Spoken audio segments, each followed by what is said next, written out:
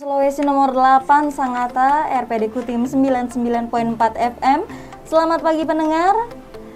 Bagaimana kabar Anda pagi hari ini? Semoga tetap sehat dan selalu semangat ya dalam menjalankan aktivitas Anda.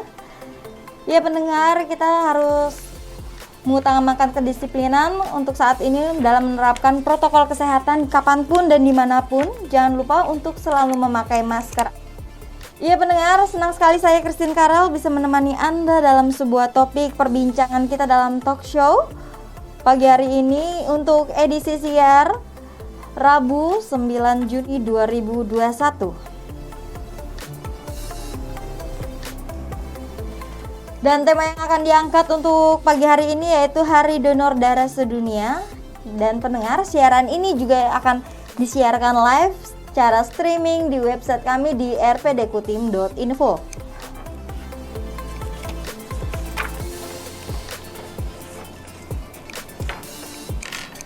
Satuan Tugas Penanganan COVID-19, selama pandemi ini aktivitas donasi darah ternyata kurang dari 30 hingga 50%, dan ini menyebabkan persediaan darah juga turut berdampak. Padahal pendengar ya, selama masa pandemi kebutuhan darah justru tidak berkurang sama sekali setiap tahunnya. Bahkan PMI sendiri membutuhkan setidaknya 5 juta kantong darah untuk kebutuhan kesehatan dan kemanusiaan. Oleh karena itu, peran aktif dari Anda masyarakat dalam melakukan donor darah sangatlah penting sehingga stok darah tetap terjaga. Jelaskan kembali apa yang sebenarnya kegiatan donor darah itu. Dan saya akan perkenalkan narasumber saya yang pertama yaitu Dr. Andi Amraini Afia MKes SPPK. Beliau merupakan Kepala Unit Donor Darah PMI Kabupaten Kutai Timur. Halo Ibu Dokter, apa kabar? Alhamdulillah, kabar baik. Dan narasumber saya yang kedua yaitu Ibu Artati Najal Salman SPD. Beliau merupakan Kepala Bidang Pelestarian Donor Darah Kabupaten Kutai Timur. Halo Ibu, bagaimana kabarnya pagi hari ini? Halo, selamat pagi. Alhamdulillah baik. Salam sehat semuanya untuk masyarakat Kutai Timur. Iya pendengar, protokol kesehatan yang berlaku. Dan kembali ke dalam topik talk show kita pagi hari ini dalam rangka donor darah sedunia agar masyarakat lebih paham nih tentang donor darah. Nah, bisa nggak sih Bu Dokter nih menjelaskan dulu apa yang dimaksud donor darah? Kemudian tuh pasti ada langkah-langkahnya ya Bu ya? Boleh bisa dijelaskan, silakan Bu. Dengan proses pengeluaran darah dari seseorang yang dengan sukarela, yang kemudian selanjutnya darah itu akan disimpan, tapi kemudian ditransfusikan kepada orang atau pasien yang membutuhkan darah tersebut. Nah, langkah-langkah yang harus dilakukan adalah yang akan mendonorkan darah itu harus mengisi formulir untuk menyumbangkan darah, kemudian menimbang berat badan, diperiksakan kadar Hb, tensi, nadi, suhu, dan sebagainya. Ada anamnesis lain yang dibutuhkan, diperiksa, ditanyakan apa-apa penyakit yang ada pada orang yang akan mendonorkan darah tersebut. Kemudian kalau telah selesai, baru orang itu akan diambil darahnya, kemudian diperiksa di laboratorium. Begitu. Berat ideal berapa sih Bu yang boleh mendonorkan darahnya? Biasa harus minimal 55 kilo. Kalau kenapa kita ini 55? Karena yang diambil 350 350. Sedangkan standar untuk donor darah pada umumnya itu dari berat 45 sudah bisa sebenarnya diambil karena dia menggunakan kantong 250 cc. Tapi khusus untuk di Kutai Timur itu menggunakan kantong 350 cc. Hamil, menyusui ataupun haid. Itu untuk keselamatan donor itu sendiri. Saya tambahkan sedikit. Iya Bu. Jadi persyaratan selama ini dengan adanya pandemi itu ya kita menerapkan juga ya social distancing ini di kantor. Jadi sebelum masuk pendonor itu kita adakan cuci tangan di luar. Setelah itu cuci tangan pakai hand sanitizer, baru kita di pendahuluan itu mengisi formulir. Setelah mengisi formulir ada lagi namanya konseling. Konseling itu menanyakan isinya, salah satunya apa ada perjalanan keluar daerah. Nah kalau memang ada yang kulit lengan donor harus sehat. Kemudian pendonor itu tidak menerima transfusi 6 bulan terakhir. Kemudian pendonor itu tidak menderita penyakit infeksi seperti sifilis, HIV, hepatitis. Kemudian pendonor itu bukan pecandu narkoba atau pecandu alkohol, dan pendonor itu tidak mendapatkan imunisasi 1 tahun terakhir, kecuali untuk imunisasi COVID atau vaksin COVID, 6 minggu pasca vaksin yang kedua sudah boleh mendonorkan darahnya. Kemudian pendonor itu sendiri tidak digigit binatang yang pernah menderita rabies 1 tahun terakhir. Itu adalah syarat-syarat untuk keselamatan pasien yang menerima transfusi darah. Tentunya kami ada mengadakan uji saring penyakit. Ada 4 macam ya. Tadi sudah dijelaskan oleh dokter bahwa ada pemeriksaan hepatitis B, hepatitis C, HIV dengan sifilis. Setelah itu darah disimpan di kulkas yang sudah siap untuk dikeluarkan untuk pasien. Nah, kalau ada permintaan dari rumah sakit, tentunya kita mengecek terlebih dahulu golongan darahnya.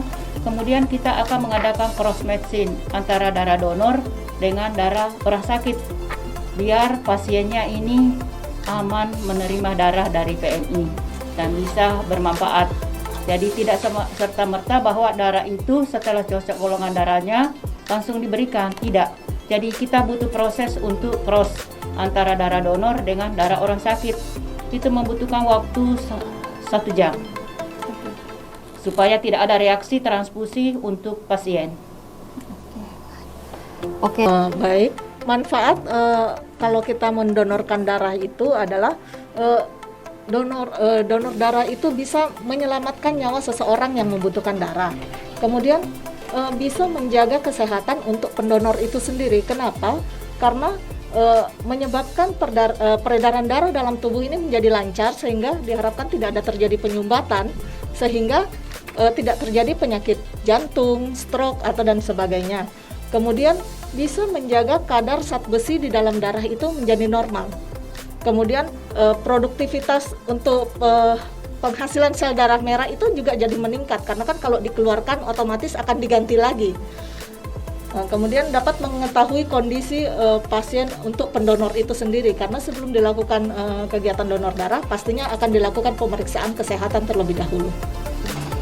Saya tambahkan lagi Iya, silakan Bu. Jadi tadi sudah dijelaskan sama dokter bahwa manfaat donor darah itu tadi. Nah, kalau saya kebetulan juga donor, selain petugas di PMI saya juga sudah donor, sudah lebih 80 kali. Alhamdulillah sampai sekarang untuk penyakit-penyakit ini yang istilahnya yang parah, ya alhamdulillah sehat-sehat terus menjalankan tugas kemanusiaan ini. Nah, tadi sudah dijelaskan bahwa itu meningkatkan kekebalan tubuh, itu sebenarnya memang. Kenapa? Karena kalau kita Ya, jadi jangan ragu, dan biasanya ini salah satu kendalanya itu rasa takut. Nah, boleh nggak sih, gimana, ada nggak sih tipsnya melawan rasa takut saat mendonorkan darah? Kalau saya, tips melawan rasa takut itu ya diberikan penjelasan. Ya kita mau bilang nggak sakit, ya bukan nggak sakit sih sebenarnya. Mungkin rasa takut karena takut tertusuk jarumnya itu ya. Memang jarumnya agak besar sih, tapi rasa saya sih, karena saya sering disuntik, saya rasa nggak sakit sih. Cuman mungkin perlu ketenangan. Kalau orang mungkin takut, jangan melihat pada saat proses penusukan.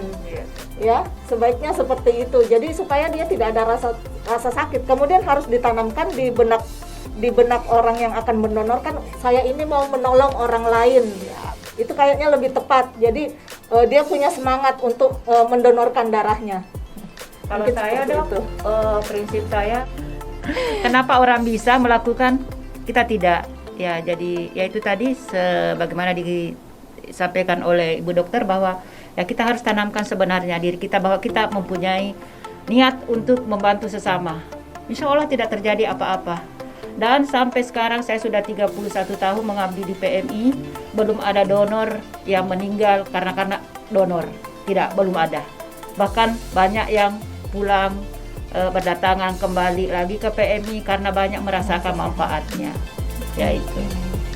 Ya, pendengar, itu tadi ya udah disampaikan oleh Dr. Andi dan juga Ibu Artati bahwa kita sebagai pendonor itu pasti akan mendapatkan feedback atau manfaat yang luar biasa ya, selain menolong nyawa orang itu sendiri yang akan kita tolong. Ya pendengar, kita akan jeda dulu talkshow kita pagi hari ini. Kita bakal membincang-bincang lagi tentang pengalaman nih. Oke, tentang pengalaman yang bisa diceritakan terkait transfusi darah yang ada di Kutai Timur. Kalau pengalaman saya sendiri, karena saya sebenarnya baru bergabung dengan PMI Kutai Timur ini sejak Mei 2020, jadi baru sekitar setahun ini. Saya tidak begitu banyak pengalaman ya tentang transfusi darah. Memang saya beberapa kali ikut dalam kegiatan, saya sering ikut dalam kegiatan pengambilan donor darah itu, yaitu yang saya perhatikan, yang saya lihat sebenarnya tidak sakit ya kalau untuk proses donor darah itu. Saya sendiri tidak bisa mendonorkan darah saya karena HB saya tidak pernah mencapai kadar 12,5. Kemudian saya lihat pasien-pasien tidak ada yang sampai mengeluh dengan keluhan yang berat atau pusing atau seperti biasa, karena mereka mungkin ada pendonor rutin ya, jadi mereka biasa saja. Reaksi yang timbul setelah donor darah itu biasa saja, tidak terjadi apa-apa. Itu pengalaman saya selama saya di unit transfusi darah selama setahun ini. Kemudian kecuali kalau kita ada kekurangan darah, baru kita pikirkan bagaimana caranya kita menjemput bola untuk kita mengadakan kegiatan donor di luar kantor PMI. Seperti itu. Mungkin Ibu Tati yang lebih lama, dia lebih bisa menjelaskan dengan lebih cermat. Jadi kalau menurut saya ya, pengalaman yang sudah saya geluti di PMI selama 31 tahun, hampir pensiun sebenarnya. Banyak sekali pengalaman yang saya dapatkan, terutama kita banyak teman, banyak saudara, karena donor ini kan banyak, entahlah dari perusahaan atau masyarakat atau para pejabat. Jadi intinya kita petugas di sana itu bertemu dari kalangan bawah sampai ke atas. Nah, itu pengalaman saya di sisi hubungan sosial ke orang. Kemudian untuk pengalaman yang paling berharga, kalau misalnya kita sudah memberikan darah ke orang, terus orang itu sembuh, itu suatu kebanggaan dan merasa bersyukur sekali kalau orang itu sudah sembuh. Itu pengalaman saya. Nah, mungkin kok Mbak Tati ini betah-betah di PMI, itu sebenarnya dari jiwa kemanusiaan yang perlu kita tanamkan dulu, baru kita bisa kerja di PMI. Karena memang sih agak-agak susah, bukan agak-agak susah ya, susah-susah gampang sebenarnya kerja di PMI. Kadang kita bertemu orang, ya melayani orang, ya kadang ada yang menerima penjelasan kita dengan baik, ada juga yang kurang. Jadi ya kesabaran dan tetap kita menerima, istilahnya sabar, senyum aja menghadapi orang itu, insya Allah akan berjalan dengan baik. Mengalami kekurangan, tapi setelah kita mengumumkan atau memberitahukan ke masyarakat berbondong-bondong ke PMI. Dan prestasi sebenarnya yang dicapai oleh unit transfusi darah PMI Kutim itu bisa mensuplai darah ke Bontang, ke Samarinda, itu karena banyaknya pendonor di Kutai Timur. Berapa tahun yang lalu sebelum adanya pandemi. Iya, cuma sekarang kita ya masih ya jalan apa adanya, karena kita adanya pandemi. Tapi alhamdulillah masih bisa kita juga bisa terpenuhi. Terpenuhilah kebutuhan darah masyarakat istilahnya. Oke.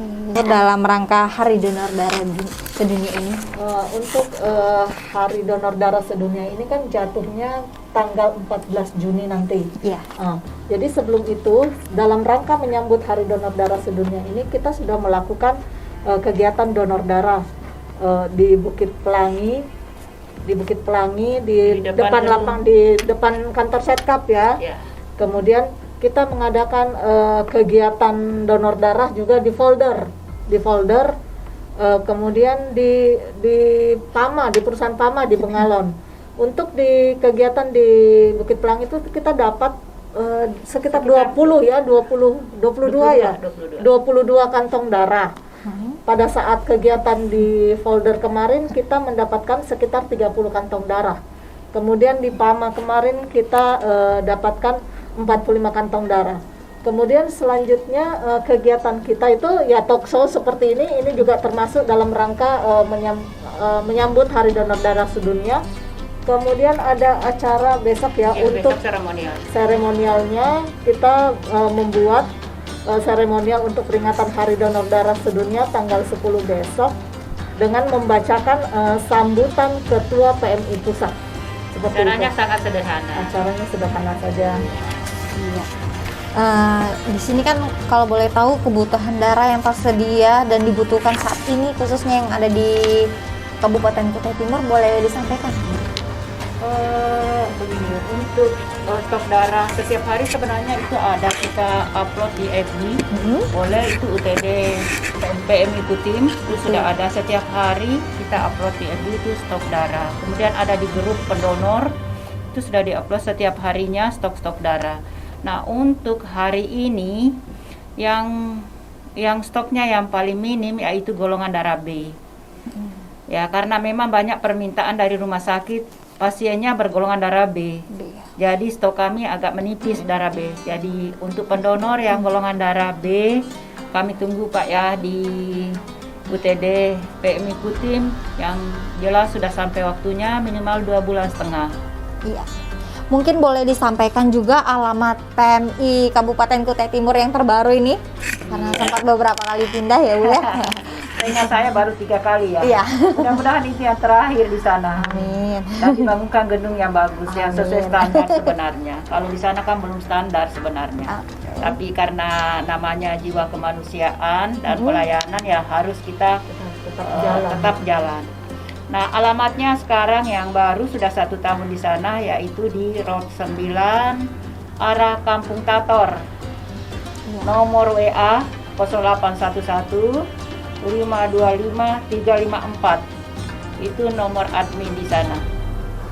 Boleh Terbuka sekali 24 jam ya untuk pasien. Oke, boleh disebutkan lagi Bu nomor WA-nya? Nomor WA-nya 0811 525 354. Iya, oke. Buat pendengar semua yang mungkin ingin bertanya-tanya atau mencari informasi ya tentang PMI yang ada di Kabupaten Kutai Timur, tadi sudah disampaikan nomor WA-nya. Dan yang terakhir ini, boleh nggak disampaikan harapannya? Harapan PMI Kabupaten Kutai Timur terkait peringatan Hari Donor Darah Sedunia, dan masyarakat Kutai Timur juga boleh. Harapan kami dengan memperingati Hari Donor Darah Sedunia ini, masyarakat tidak ragu lagi untuk pergi mendonorkan darahnya ke PMI sehingga tercapai kebutuhan darah untuk pasien yang ada di Kutai Timur. Selanjutnya mungkin untuk sementara stok darah kita saat ini masih bisa lah untuk memenuhi kebutuhan masyarakat di Kutai Timur. Tetapi seandainya bisa, kita bisa kalaupun ada yang berlebih, nanti kita akan bisa mensuplai ke tempat lain yang juga membutuhkan darah, seperti itu. Harapan saya ya, jangan takut untuk melakukan kegiatan donor darah. Yang jelas semuanya baik-baik aja, donor-donor kami ya pada sehat semuanya, insya Allah. Dan itu tabungan akhirat ya. Darah Sedunia terkhusus yang ada di Kabupaten Kutai Timur. Dan izinkan saya juga mengucapkan terima kasih buat narasumber saya pagi hari ini, Ibu Dr. Andi Amraini Afia MKes, SPTK, Kepala Unit Donor Darah PMI Kabupaten Kutai Timur, dan juga Ibu Kartati Naja Salman SPD. Beliau merupakan Kepala Bidang Pelestarian